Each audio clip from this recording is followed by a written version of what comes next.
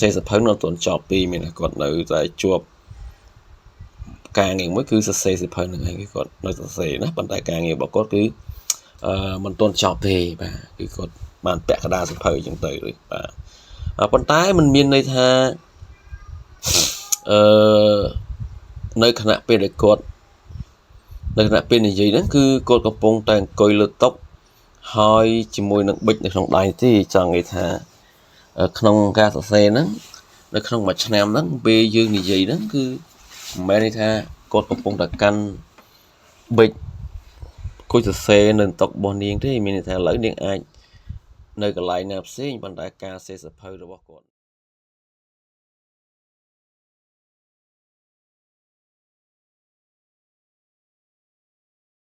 បាទសូមជម្រាបសួរបាទដល់អ្នកសិក្សាភាសាអង់គ្លេសទាំងអស់គ្នាបាទថ្ងៃនេះបាទក៏ដូចជាថ្ងៃរដងដែរបាទគឺយើងសិក្សាទៅលើវេយ្យាករណ៍ដែលលោកគ្រូដកស្រង់ចេញអំពីសិភៅ Grammar Understanding បាទអញ្ចឹងថ្ងៃនេះគឺលោកគ្រូលើកបង្ហាញអំពីបាទ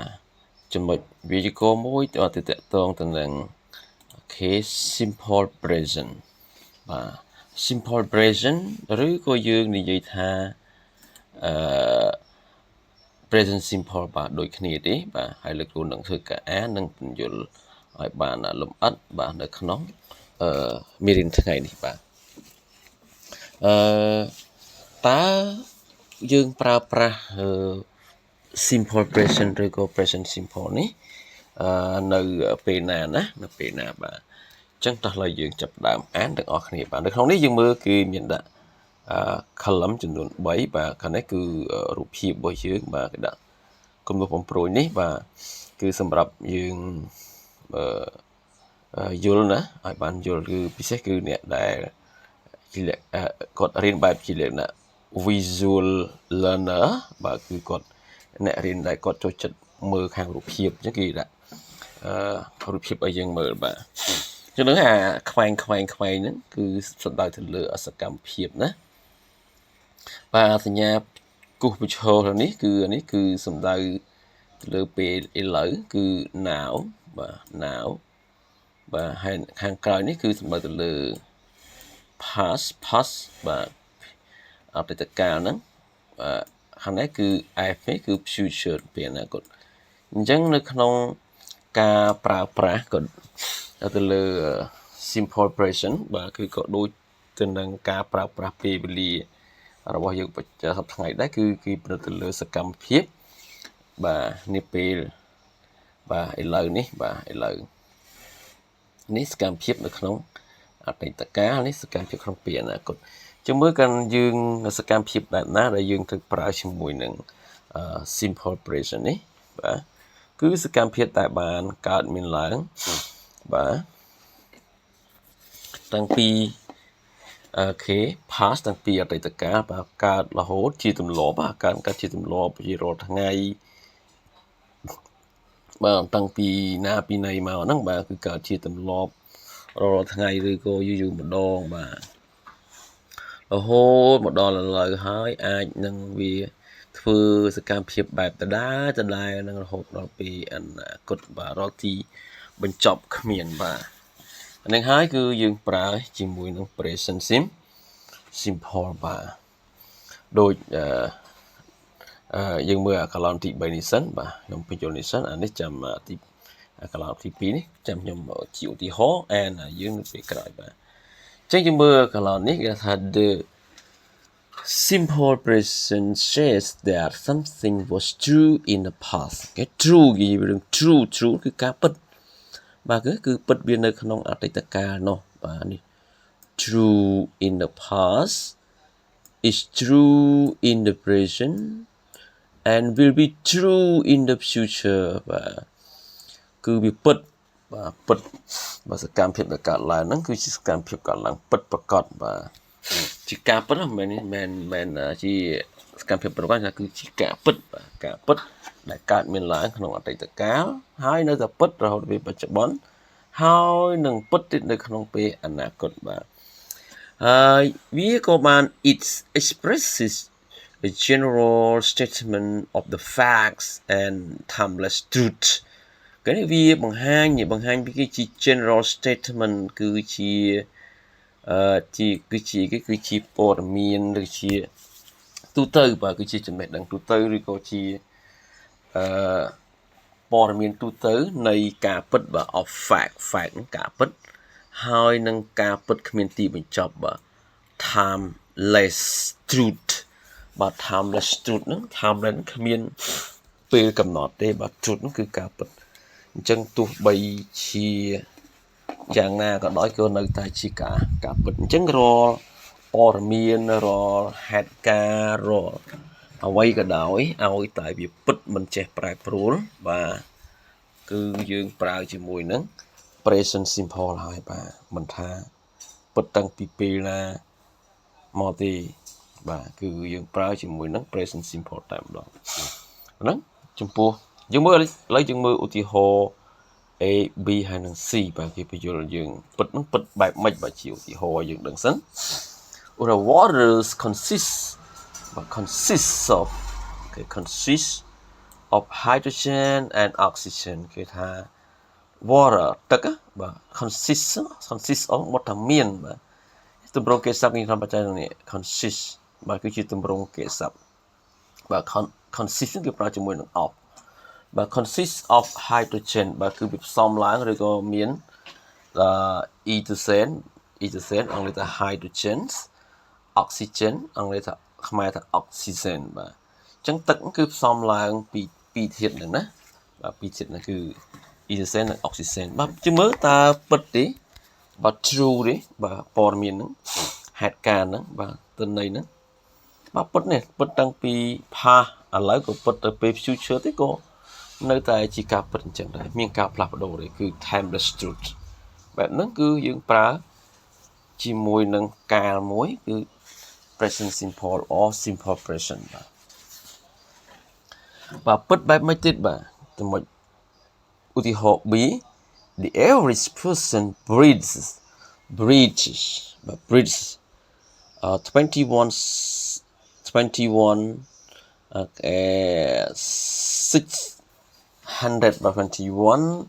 600 times a day បាទអញ្ចឹងគឺនេះគឺ 21,600 times a day បើយើងមើលទម្រង់គេសព្ទរបស់យើងគឺប្រើពាក្យ bridge ឃើញទេពិតទេបាទពិតតាំងពីអតីតកាលរហូតដល់នៅពេលអនាគតទេបាទគឺពិតណាគឺជាមធ្យមគឺមនុស្សដកដង្ហើមក្នុងមួយថ្ងៃប៉ុណ្ណឹងដងបាទ 21,600 ដងបាទ bridges ដកដង្ហើមបាទជាការពិតណាគឺគ្មានទីបញ្ចប់ទេបាទអាហ្នឹងគឺទី1គឺបង្ហាញពីការពិតនឹងឯងឧទាហរណ៍ C the world is run បាទ the world is run បាទគឺពិភពលោកយើងហ្នឹងគឺមានរាងមូលណាបាទអញ្ចឹងមានន័យថាវាគឺជាការពិតណាពិតគ្មានទីបញ្ចប់នោះទេបាទហ្នឹងចំពោះsimple present ណាចំណុចទី1គឺនិយាយពីរឿងការពិតបាទគឺពិតមិនចេះចប់បាទចំណុចទី2យើងនិយាយអំពី the simple present is used to express habitual everyday activities បាទនេះចំណុចទី2គឺយើងនិយាយអំពីសកម្មភាពណាដែលចង់បង្ហាញពីសកម្មភាពជា habitual បាទ habitual មានន័យជាទម្លាប់បាទសកម្មភាពដែលយើងកើតជាទម្លាប់ដូចជាធ្វើរាល់ថ្ងៃណាសកម្មភាពធ្វើរាល់ថ្ងៃឬក៏សកម្មភាពយូរម្ដង2ខែម្ដងក្នុងមួយឆ្នាំបាទអត់ជាទម្លាប់ណាអត់ជា habitual បាទគឺយើងប្រើជាមួយនឹង present simple ផងដែរបាទឥឡូវយើងមើលទៅឧទាហរណ៍ទម្លាប់បែបណាខ្លះដែលយើងចាត់ទុកថាជា present simple I study for 2 hours every night បាទ I study for 2 hours every night បាទអញ្ចឹងខ្ញុំសិក្សា2ម៉ោងរាល់យប់បាទអញ្ចឹងដល់ល្ងាចឡើងបាទគឺខ្ញុំរៀន2ម៉ោងបាទ study ប្រើទម្រង់គេសព្ទ study បាទសកម្មភាពហ្នឹងគឺកើតជារៀងរាល់យប់ជាទម្លាប់បាទអញ្ចឹងពេលយើងនិយាយជាភាសាអង់គ្លេសនោះគឺ យើងប្រើជាមួយនឹងទម្រង់គេស័ព្ទ present simple បាទ I get jobs at 7 every morning I get jobs at 7 every morning មានតែខ្ញុំក្រោកពីគេងបាទ get up នេះគឺក្រោកពីគេងនៅម៉ោងបានបាទ at 7នៅម៉ោង7ហើយ every morning បាទបង្ហាញពីទម្លាប់ទេបាទជាទម្លាប់របស់គាត់បាទឲ្យតែម៉ោង7គឺគាត់ភ្ញាក់ពីគេងហើយបាទឧទាហរណ៍ example F he always eats a sandwich for lunch បាទឃ្លានេះគឺ verb របស់យើងគឺ eats ឃើញទេញ៉ាំគាត់តែងធ្វើអីគេបាទនេះ always ណាពេលខ្លះយើងប្រើពាក្យថា adverb of frequency របស់យើងបាទបង្ហាញពីចំនួនដងនៃសកម្មភាពដែលចំនួនដងនៃសកម្មភាពដែលបានកើតមានឡើងក្នុងប្រយោគហ្នឹងបាទពីថា always គឺ 100% បាទគឺធ្វើតែម្ដងបាទគឺឲ្យតែថ្ងៃត្រង់គឺគាត់មាន sandwich សម្រាប់ញ៉ាំហើយបាទគឺនេះបង្ហាញពីhabit ជួយបង្ហាញពីទម្លាប់និងសកម្មភាពជារៀងរាល់ថ្ងៃបាទអញ្ចឹងត្រឡប់មកវិញគឺ simple present ហ្នឹងគឺមាន2ចំណុចណាដែលលោកគ្រូចង់ឲ្យអ្នកទាំងអស់គ្នាចេះបាទគឺសង្ខេបហ្នឹងលក្ខណៈសង្ខេបបាទ2ចំណុចបាទគឺ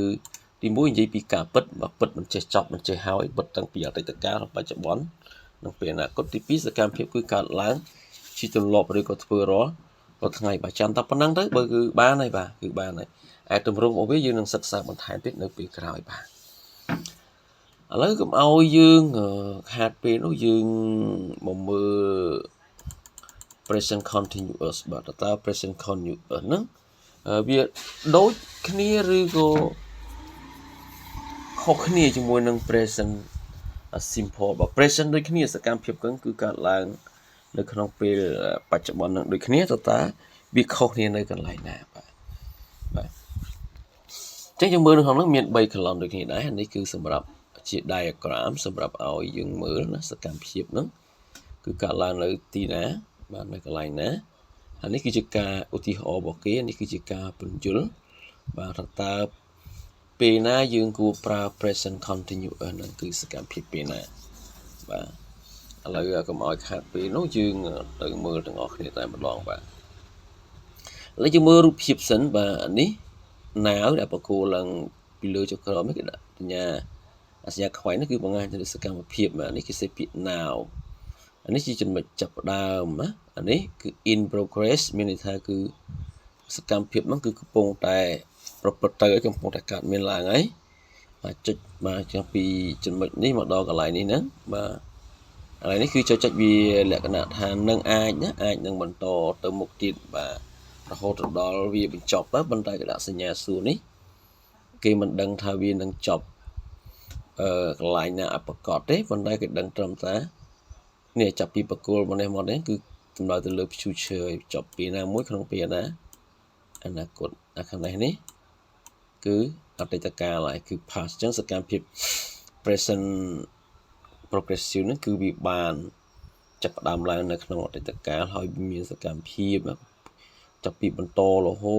តមកដល់ខណៈពេលឥឡូវនេះកន្លែងនេះណាកន្លែងនេះហើយវាអាចនឹងបន្តទៀតទៅក្នុងពេលអនាគតប៉ុន្តែចប់នៅកន្លែងណានោះបាទគឺចប់នៅម៉ោងប្រហែលជាលះគឺអត់ដឹងទេណាគឺដឹងថាអាចនឹងទៅពេលណាអនាគតគឺឃើញដាក់សញ្ញាសួរហ្នឹងគឺរូបភាពមួយហ្នឹងគឺជាអត្ថន័យនៃ present progressive របស់យើងនឹងឯងឥឡូវយើងមើលទៅលើការរៀបរាប់របស់គេសិនបាទរៀបរាប់ហើយចាំលោកគ្រូបង្ហាញអំពីជា example របស់យើងបាទ example របស់យើងមាន example G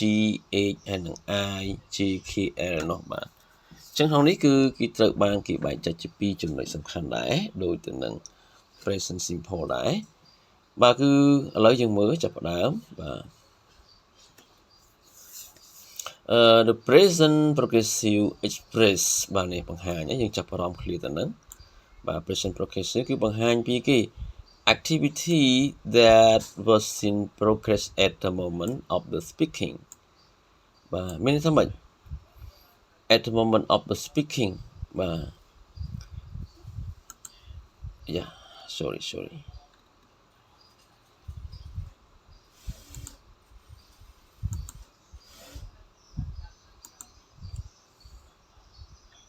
បាទ at the moment of the speaking មានន័យថាគឺនេះ activity that was in progress មានតែកំពុងដំណើរការបាទការនៅពេលណាគឺនៅខណៈពេលយើងនិយាយបាទ at the moment of the speaking គឺខណៈពេលយើងនិយាយអញ្ចឹងគឺអាហ្នឹងកំពុងសកម្មភាពកំពុងកើតមានឡើងហ្នឹងអាហ្នឹងគឺយើងប្រើជាមួយនឹង present progressive ទៅបាទយើងពេលហ្នឹងគឺកំពុងកើតមានហើយអូខេឥឡូវលុបនេះបន្តិចណាហើយយើងមើលឲ្យច្បាស់ទៅនេះណាអូខេបន្តមកទៀត it is a temporary activity that began in the past is continuing at the present and will probably at some point in the future បាទមានន័យថាវាបាទវា it ហ្នឹងគឺសំដៅទៅលើ present progressive នឹងឯងបាទវាគឺជាសកម្មភាពបណ្ដោះអាសន្នមួយបាទបណ្ដោះអាសន្នមួយបាទដែលបានចាប់ផ្ដើមនៅក្នុងអតីតកាលនេះវាបានចាប់ផ្ដើមនៅនេះណាក្នុងអតីតកាលហើយវាបន្តមករហូតមកដល់ពេលបច្ចុប្បន្ននេះបាទបច្ចុប្បន្ននេះបន្តទៅដល់ពេលបច្ចុប្បន្នហើយវានឹងបាទនេះ is continuing to the present ហើយប្រហែលជា probably ប្រហែលជានឹងបញ្ចប់នៅពេលណាមួយក្នុងពេលអនាគតហើយវាប្រហែលជាបញ្ចប់ពេលណាមួយនៅក្នុងពេលអនាគតបាទអញ្ចឹងចង់បញ្ជាក់ថាសកម្មភាពការចាប់ផ្ដើមនៃសកម្មភាពហ្នឹងគឺវាកើតឡើងតាំងពីអតីតកាលរហូតមកដល់ពេលឥឡូវហើយយើងសង្កត់ធ្ងន់ថាឥឡូវនេះបាទគឺចំណុចសំខាន់នៃ present progressive ហ្នឹងគឺកន្លែងនេះគឺ activity that was in progress ធ្វើមិនណានេះលុបនេះសិន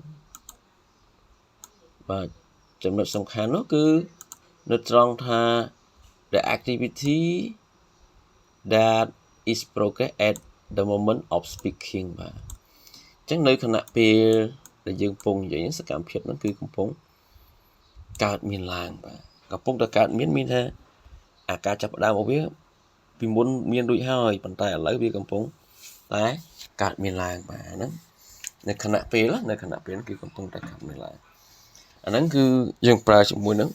present progressive បាទឃើញខុសពី present simple ទេបាទ present simple គឺនិយាយពីរឿងការពិតបាទពិតមិនឈប់ហើយកើតឡើងជាទម្លាប់បាទប៉ុន្តែនេះគេផ្ដោតទៅលើតែខណៈពេលយើងនិយាយហ្នឹងគឺវាសកម្មភាពហ្នឹងកំពុងតែក៏កើតមានឡើងកំពុងតែប្រព្រឹត្តទៅបាទឥឡូវយើងមើល example របស់យើងមើលឧទាហរណ៍របស់យើងគេថា John is sleeping right now ទម្រង់មកគេប្រើជាមួយ is ហើយនឹង verb ing បាទអញ្ចឹងគេថាលោក John កំពុងតែគេងយើងบอกថាកំពុងគេងនៅខណៈពេលឥឡូវបាទឥឡូវ John កំពុងគេងនេះឥឡូវនេះ John កំពុងគេងព្រោះគាត់ចាប់ផ្ដើមគេងនេះតាំងពីនេះមករហូតមកដល់ឥឡូវគាត់កំពុងគេងហើយពេលណាគាត់ភ្ញាក់យើងអត់ទាន់ដឹងទេអាចថាពេលណាមួយនៅក្នុងពេលអនាគតបាទអាហ្នឹងគឺមានន័យអញ្ចឹងណា Example 8 I need an umbrella because it is raining ខ្ញុំត្រូវការឆ័ត្រមួយពីព្រោះថាឥឡូវហ្នឹងវាមេឃកំពុងតែភ្លៀងបាទនេះខណៈពេលយើងនិយាយហ្នឹងគឺមេឃកំពុងតែភ្លៀងអញ្ចឹងគាត់ត្រូវការឆ័ត្រមួយបាទគឺប្រើជាមួយនឹង to be ហើយនឹង verb ing របស់យើងបាទ The students are sitting at the desk right now មានសិស្សកំពុងតែអង្គុយឃើញទេតែដល់ពេលយើងនិយាយសិស្សគឺកំពុងអង្គុយឯងនៅតុរបស់គេនៅពេលឥឡូវហ្នឹងឯងបាទអាហ្នឹងគឺយើងនិយាយអំពី present progressive បាទគឺមានលក្ខណៈបែបហ្នឹងអូខេបន្តមកទៀតចំណុចទី2ដែរនៅចំណុចទី2នៅក្នុង present progressive របស់យើងហ្នឹងគឺយើងមើលរូបយល់ខាង reason ណាគេថា often the activity is a general nature បាទ nature គឺយើងบอกថាលក្ខណៈទូទៅបាទ general nature ជាញឹកញយសកម្មភាពហ្នឹងគឺជាលក្ខណៈជាទូទៅ something generally in progress in this week okay in this month and this year បាទមានន័យថា something អ្វីមួយជាទូទៅគឺកំពុងដំណើរការនៅក្នុងសប្តាហ៍នេះខែនេះឬក៏ឆ្នាំនេះមានន័យថាឧទាហរណ៍ក្នុងខែហ្នឹងយើងកំពុងធ្វើរឿងអ្វីមួយហ្នឹង và men ta lỡ đó men ta cái nào về lên khai nó trong khai nó dương có phong thơ vậy mùi nó vừa tuần chọc nó anh nó coi dương pra cho mùi nó present continue ở đài và lòng khai đi trong sập ra đi trong xem đi cái ở dương xong cô là example L là khả năng L the students the sentence mean that writing a book is a general activity. Susan is engaged at the present, but it does not mean that the moment of the speaking, she's sitting at her desk with this pen in hands. Và năng dừng vô lấy. Ủa trong bà chết ha. Bà dục mùi nắng gư miên này tha nè, bà dục này ná. Cho mời cụ ảnh bộ pra đằng sẵn trong dùng bà dục thằng này. Bà miên tha. Bà dục nắng gư miên này tha cứ sẽ phơi nó cứ chỉ sự cam phiền một chỉ tu tới đó và này là có ai sẽ bàn lại sự cam phiền đó hay Susan cứ cột mình ha cứ cột get engaged mình là chụp tẹt tông nó vềปัจจุบันนั้นไอ้mình là được ở lớn cứ cột sẽ phơi nó tuần chọp đi mình là cộtនៅតែជួបការងារមួយគឺសរសេរសិភៅនឹងឯងគឺគាត់នៅសរសេរណាប៉ុន្តែការងាររបស់គាត់គឺមិនទាន់ចប់ទេបាទគឺគាត់បានពាក់កណ្ដាលសិភៅអញ្ចឹងទៅបាទប៉ុន្តែมันមានន័យថានៅខណៈពេលដែលគាត់នៅខណៈពេលនិយាយហ្នឹងគឺគាត់កំពុងតែអង្គុយលើតុហើយជាមួយនឹងប៊ិចនៅក្នុងដៃទេចង់និយាយថាក្នុងការសរសេរហ្នឹងនៅក្នុងមួយឆ្នាំហ្នឹងពេលយើងនិយាយហ្នឹងគឺមិនមែនថាគាត់កំពុងតែកាន់ប៊ិចគួយសរសេរនៅតុរបស់នាងទេមានន័យថាឥឡូវនាងអាចនៅកន្លែងណាផ្សេងប៉ុន្តែការសេសភៅរបស់គាត់ហ្នឹងនៅក្នុងឆ្នាំហ្នឹងគឺអត់ទាន់បានអត់ទាន់ចប់ទេណាគាត់អាចសេបានត្រឹមពាក់កណ្ដាលអីចឹងទៅហើយគាត់អាចនឹងបញ្ចប់នៅឆ្នាំក្រោយអីចឹងទៅបាទហ្នឹងចង់បញ្ជាក់ពីចំណុចទៅហ្នឹងណាចឹងវាមាន2ហ្នឹងណានៅចំពោះ present progressive ហ្នឹងគឺចំណុចទី1គឺកាលណាយើងនិយាយភ្លាមគឺសកម្មភាពគឺកំពុងកើតឡើងភ្លាមទី2យើងនិយាយដែរប៉ុន្តែសកម្មភាពមិនមែនកំពុងកើតឡើងនៅពេលយើងនិយាយទេបាទអានោះសម្រាប់តែនៅក្នុងជាសកម្មភាពជាទូទៅដូចជានៅក្នុងមួយខែនេះក្នុងឆ្នាំនេះ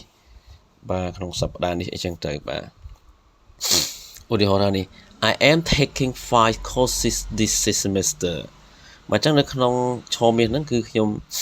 រៀន5មុខវិជ្ជានោះប៉ុន្តែមិនមែនឥឡូវខ្ញុំកំពុងតែអង្គុយរៀនទេអាចនៅផ្ទះឬក៏ធ្វើអ្វីមួយប៉ុន្តែគាត់ឲ្យយើងប្រាប់គេថាយើងរៀន5មុខវិជ្ជានៅក្នុងឆមាសនេះបាទ John is trying to improve his work habit ឃើញទេបាទ John គឺពងព្យាយាមធ្វើឲ្យប្រសើរឡើងនៅទម្លាប់ការងាររបស់គាត់បាទមិនមែនឥឡូវគាត់កំពុងធ្វើទេបាទគាត់អាចនៅកន្លែងណាផ្សេងមួយបាទ Susan is writing another book this year ឃើញទេបាទ Susan គឺគាត់កំពុងសរសេរសភៅមួយផ្សេងទៀតនៅក្នុងឆ្នាំនេះបាទមិនមែនខណៈពេលហ្នឹងគឺគាត់កំពុងតែអង្គុយសរសេរទេបាទគាត់អាចកំពុងផឹកកាហ្វេឬក៏ធ្វើអីផ្សេងបាទប៉ុន្តែការសរសេរសភៅរបស់គាត់គឺមិនទាន់បានបញ្ចប់ទេបាទអញ្ចឹងមេរៀនហ្នឹងគឺលោកគ្រូមានប៉ុណ្ណឹងបាទសង្ឃឹមទាំងអស់គ្នាយល់បាទកុំភ្លេចជួយចុច Subscribe អ្នកមួយផងបាទនិងចែករំលែកវីដេអូនេះទៅកាន់អ្នកដទៃផងដែរបាទអញ្ចឹងត្រឡប់មកវិញទៅគឺយើងសិក្សាថ្ងៃនេះគឺមាន simple present ហើយនិង present progressive បាទយើងដឹងហើយគឺ simple present ហ្នឹងគឺមាន2ចំណុចសំខាន់ទី1គឺ true បាទ truth បាទការពិតមិនចេះចប់មិនចេះហើយតាំងពីអតីតកាលបច្ចុប្បន្នអនាគតបាទមួយទៀតគឺបង្ហាញពីសកម្មភាពជាទម្លាប់ឬជាប្រចាំថ្ងៃបាទចំណែក present progressive នេះគឺដឹងដែរគឺសកម្មភាពគឺកើតឡើងខណៈពេលយើងនិយាយបាទមួយទៀតនោះគឺសកម្មភាពដែលកើតឡើងនៅក្នុងសប្តាហ៍នេះខែនេះឆ្នាំនេះដែរមិនមែននៅខណៈពេលដែលយើងនិយាយនោះទេបាទអញ្ចឹងលោកគ្រូមានប៉ុណ្ណឹងទេបាទក៏សូមអរគុណច្រើនចំពោះអ្នកតាមដានទាំងអស់គ្នាផងដែរបាទអញ្ចឹងសូមជម្រាបលាបាទ